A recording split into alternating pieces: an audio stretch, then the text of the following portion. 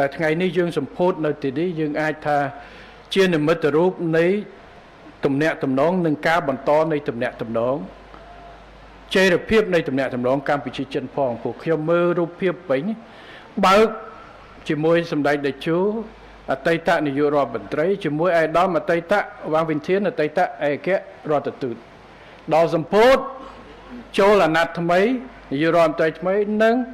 ឯកអគ្គរដ្ឋទូតថ្មីប៉ុន្តែសមិទ្ធផលនៅដដែលបន្តនៃដំណើរការកសាងហើយមិនចប់ទៅត្រឹមសម្ពោធផ្លូវជាតិលេខ7ទេមិនដូចឯកឧត្តមពេញពនាបានលើកគម្រោងឆ្នាំ2026-27យើងធ្វើបន្តតាមទៀតបាទតោះមានកំណត់ផ្លូវច្រើនទៀតដែលត្រូវធ្វើហើយមួយផ្នែកធំគឺពីឥណទានពី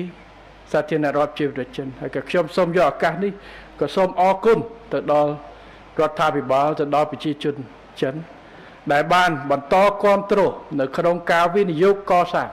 ប្រទេសការវិនិយោគទាំងវិស័យឯកជនផ្សេងៗហើយជាពិសេសការជួយកសាងហេដ្ឋារចនាសម្ព័ន្ធរូបវន្តនេះដើម្បីបម្រើសេដ្ឋកិច្ចនិងជួយសម្រួលលើកកម្ពស់ជីវភាពរស់នៅរបស់ប្រជាជនហើយខ្ញុំសូមអរគុណនៅថ្ងៃនេះ